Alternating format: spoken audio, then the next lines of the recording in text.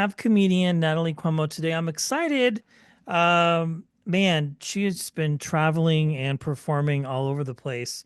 Now, you were just in Greeley in September, right? Right around there at the Moxie Theater. I was, yeah, yeah. So I was supposed to come to that show and I couldn't make it because my kid got sick.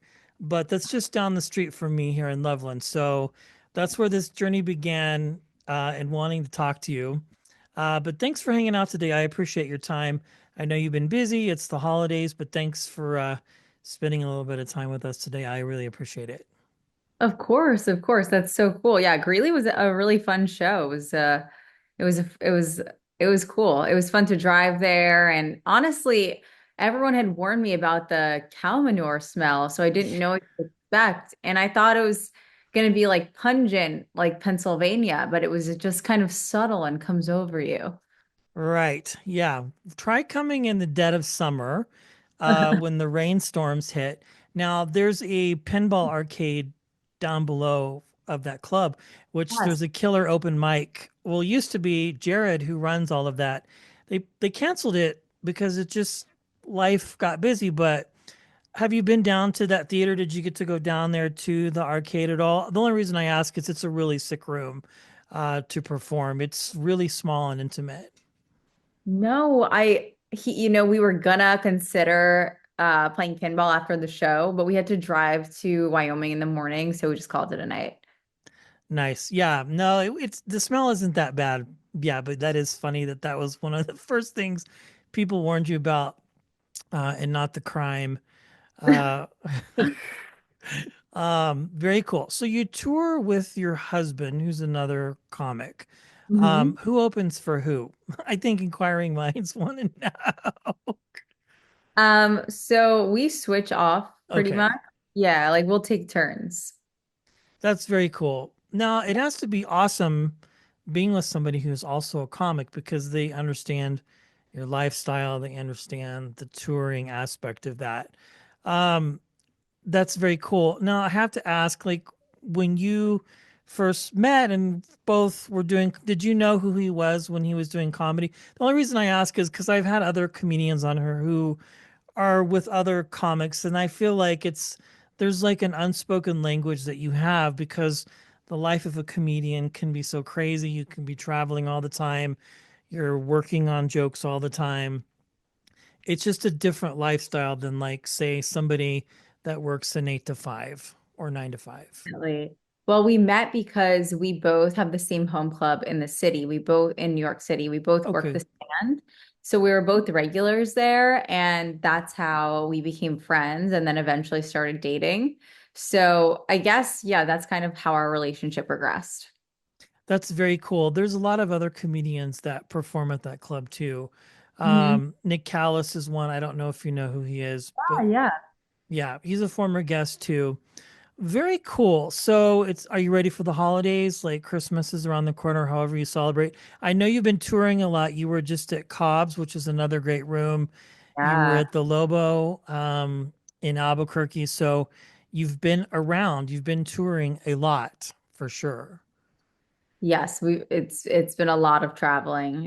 It's definitely you notice the airports have been a lot more crowded the last week than they usually are. Yeah, but it's nice to have a break finally. But then you start back up again in January, traveling and touring and stuff like that. Yeah, I'm a little nervous because we're going somewhere like 2 days after Christmas, and I live near my family, so I never travel around the holidays. So it's going to be interesting traveling really in the middle of holiday season. That's really funny. Yeah, traveling at Christmas or New Year's is always a challenge because nobody can take responsibility for their behavior and they just do whatever uh Yeah. what they want. Um that's cool. So for you, I mean, you've been doing comedy for a while. Were there people like not the traditional like what is your journey, but when you started becoming interested in stand up, were there comics that you watched and that you looked up to or admired that sort of inspired you to want to try it? Like, do you remember your first open mic at all? Let's start with that. Like when you were like, okay, I'm going for it and I'm going to do this. Yeah, it's actually a pretty funny story because the first time I went to go to an open mic, it was a Sunday, and I went to go to New York Comedy Club and it was canceled. But I was so set on going that they were saying like because people they go to like a million mics a day. So all the other comics were like, well, there's one at Greenwich. So I went to Greenwich and that mic was also canceled, like the same. And I was like, oh my God. So then I walked over with like three other comics to this bar that I don't think exists anymore. It's called Karma Lounge. And it was like my third attempt, and that mic was still happening. And so that was my first open mic. But it was just funny that like there were so many obstacles that day that the first two I went to were canceled. And I finally like the third one, um, I wound up being able to do. Did that hack away at your confidence at that point and we're like, this might be a sign, like I should not continue doing this? Or did that motivate you more to just after going to two that were, if that was me, I would have been like, I'm good. Maybe this is a sign that I shouldn't be doing this I because was like, yeah, I was so set on it. I was like, I have to do this today.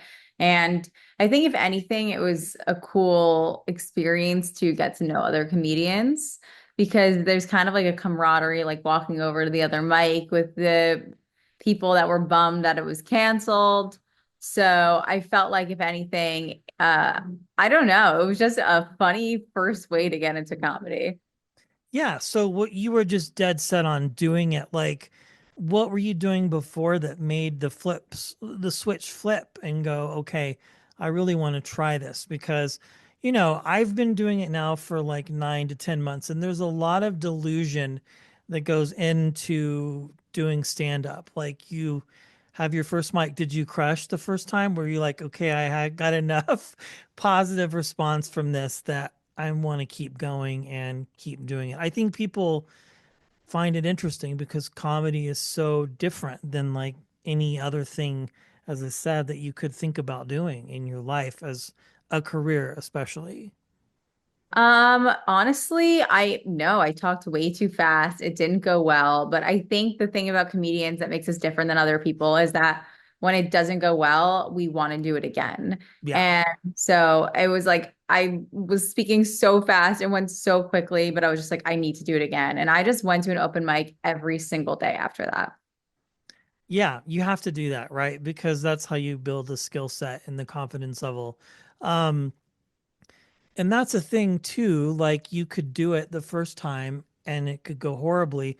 And that could have been it for you. But now look, I mean, you're very successful. You're touring. So obviously you're thankful that you kept going. Were there other comedians in New York that you looked up to that inspired you? Or who were some of your influences early on that you're like, I kind of want to not necessarily copycat, but like if there was a style or voice that you were going for that you looked at and admired and were like, I kind of want to do what they're doing, if that makes any sense. Yeah, I love Nikki Glazer, Sarah Silverman, David Tell. Those were some of my favorite comedians.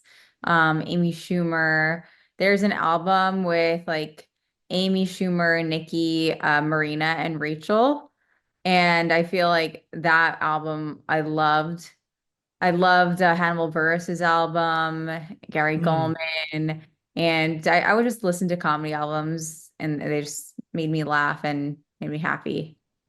Yeah, those are some great people too. To really Gary Goldman, especially, well, even David Tell.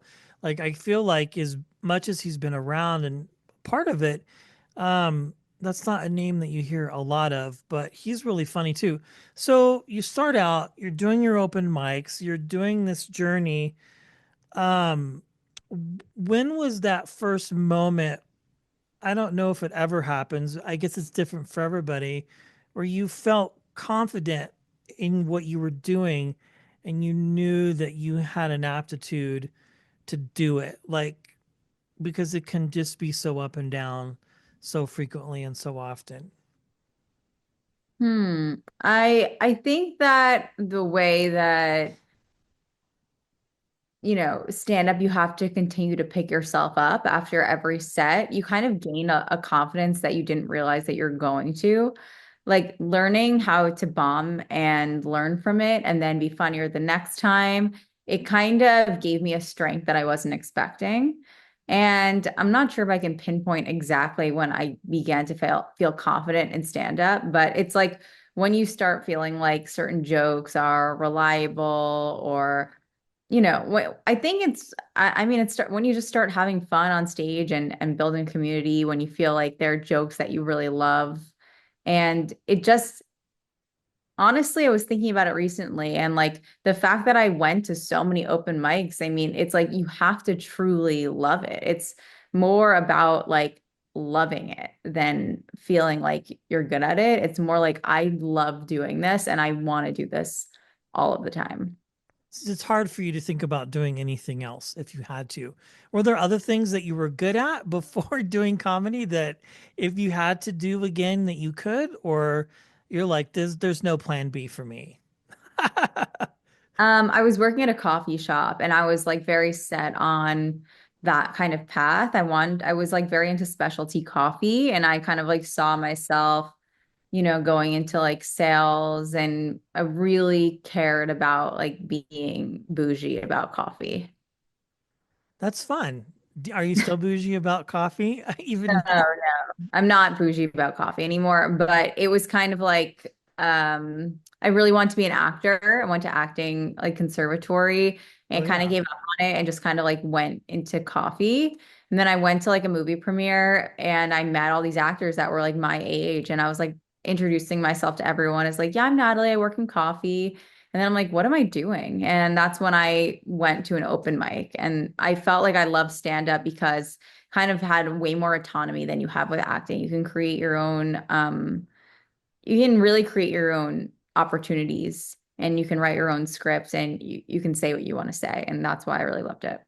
That's a very cool point. Like there is your own autonomy, right? Like with this, like what I do with the show, like it's not like a lot of instant feedback unless I post something on YouTube and people just crap all over it. They're like this, you know, who is this guy and who is he? Why is he talking to these people?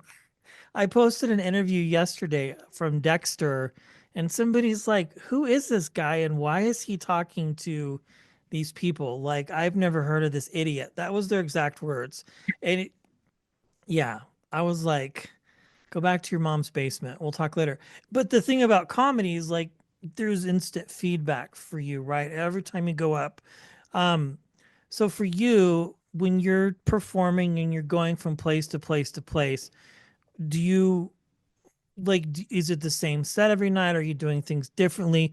I mean, as a comic though, you're always constantly tinkering on something, right? Like there's Mhm. no perfect punchline, so to speak. Yeah, I think I'm always trying to like change my set, always trying to write, add tags, just be in the moment and figure out how I can say what I want to say and still be funny. But also, in regards to negative feedback online, I don't feel like, you can't be successful without people saying anything bad. And I've Right. had to get to the point where when people say something negative, I have to say, oh, that means that like my video is doing well because that means Yeah. well. That's true. Like if somebody's taking the time to watch what you're doing Mhm. and commenting on it, you've already won, really, right? That's a very good way to look at it. Because then it's like it's not just a view for you or a like or a tick, but you've obviously caught somebody's attention. And that has to feel good, right? Like as a human to yourself, like, yeah, this is what I'm supposed to be doing and not being bougie about coffee, which I think would still be a cool job, maybe in some ways, if you had to Yeah, go back and do it, right? I don't totally. know. Yeah, I was still working like in customer service, but it was like, oh, eventually I'll, you know, work in sales. I love But it. And then you could go to movie premieres and introduce yourself as a comic. I'm a comedian. I'm a yeah. writer instead of being in coffee sales because that you're connecting with these people um, on a different level, right? Like it's not like you're just trying to fit in. And there is a camaraderie amongst comedians too. Like I don't think people realize like when you walk in if you walk into a club or a show just as a civilian so to speak and you see comedians hanging out at tables, that's like a really like important circle that you want to get into, right? When did you first feel comfortable fitting in with other comedians? I mean, it definitely takes a while, especially since a lot of us have like social anxieties and hang-ups and stuff. But I think having a home club really helped me with that. Okay. I think but it definitely took being there for like honestly like a year before I really felt like, okay, this is where I belong because a lot of us also have imposter syndrome. So it's hard to, create genuine relationships and entertainment in the first place because everybody wants something from somebody else. Oh, and you don't really think about that like at first, right? When you're trying to make friends with people because everybody wants stage time, everybody wants to open for everybody. Um, when you first started gaining confidence and within that year, do you start to feel comfortable? How did you network? Because you mentioned everybody wants something. So you have to figure out a way to do this in a way where it doesn't seem like you're trying to get something, if that, you know what I'm saying? But you kind of are Yeah. in a way. I know it, this, like the psychology of comedy fascinates me. Like, I think it's so interesting. So if this is boring questions, I apologize. But I think people find it interesting, like when you decided where you felt comfortable enough, hey, can I maybe get some stage time with you? Or perhaps like start asking people to work with other people. Hmm. I mean, I think that it was important for me to realize that no one can get you anything except yourself. So it Right. doesn't really matter what those relationships are. But like if there is something you want, like if you want to be on people's shows, just to like shamelessly ask them because it just doesn't really matter. I think when you're straightforward though, and you're not pretending it's for something else, like people appreciate that. If you're like, hey, I'd love a spot, and they can just be yes or no instead of I don't like when people kind of are sly and weird about it. I think that makes everyone uncomfortable. Yeah. Passive aggressive. That's very cool. So now how long have you been doing stand up now? I was trying to track how long you've been doing this. You've been doing it for a while now. Yeah, about 7 years. 7 years. Hmm. That is cool. So it has to probably be the most fulfilling thing that you could do, other than, especially now that you're married to another comedian, you get to travel together, you get to co-headline together. Like it's really the best life, right? And your crowd work is really good too, by the way. That's one of the things that got my attention. I don't know, you were talking to somebody had made a comment about your tattoos and tell me about your tattoos and stuff like that. Which is a really awkward way to start a conversation, but especially if you don't have any.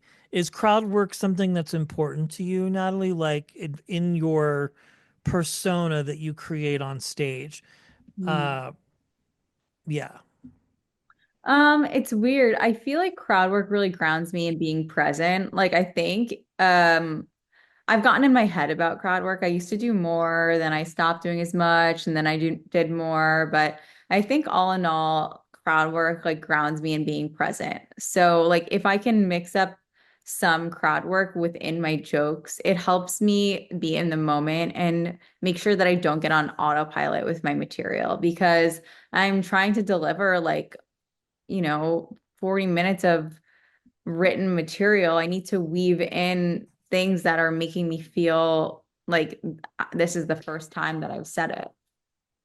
That's very cool. So I want to go back to that, getting in your head a little bit. When you say that, is that because maybe you might try and do it and the people are cold and not responsive to what you're trying to do? So you just want to automatically go back and revert to your material? Is that what you're talking about? Or you just think about it and you watch yourself and go, the imposter syndrome comes in and you're like, maybe I should just deliver my jokes and kind of leave it as is. No, I think I've gotten in my head about it just because people are so critical about crowd work. Like people like, by the nature of a video going viral, you just get so much negative feedback. And like I've been guilty of letting it get in my head. And then I'm like, wait, that is something that people always like love about my shows.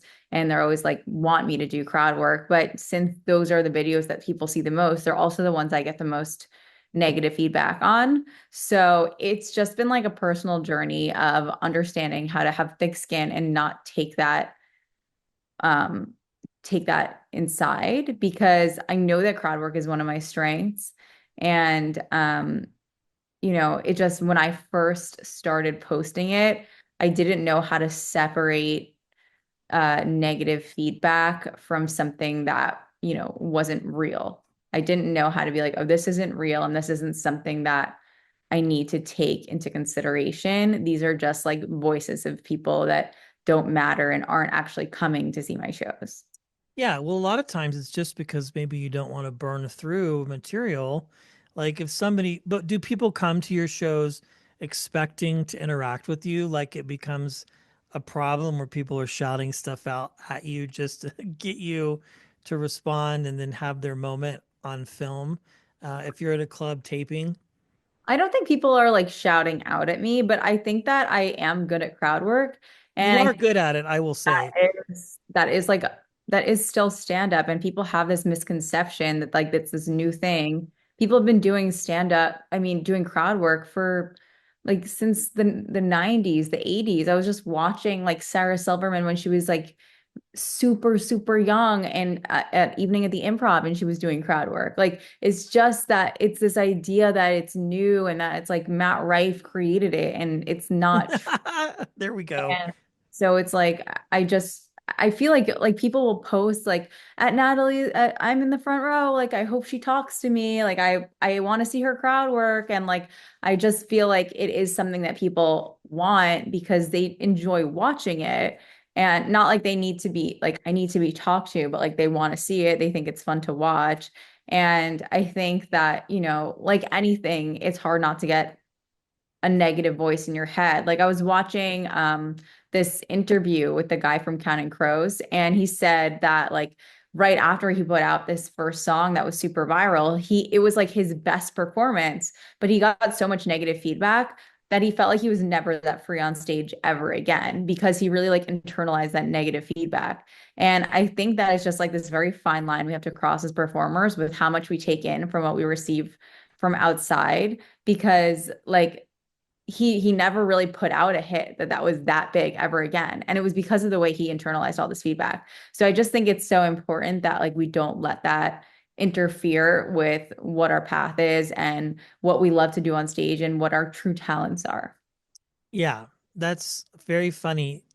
People think that Matt Rife, he'll never see this, but like he's not the grandfather of crowd work. He just happened to do it in a way that caught popularity. I don't know. Like, I think that's the thing that's interesting. Or there maybe are comics that's all that they do, but I don't know. Like, even, Nate Jackson, I saw him here. Like, he actually does stand up, but his crowd work is what is driving his social media because people love it. You know what I'm saying? Like, I don't know. For me, I don't mind it personally, like as far as being on the receiving end of it, as long as it doesn't make me, but sometimes it kind of makes me feel awkward because I don't know what to say.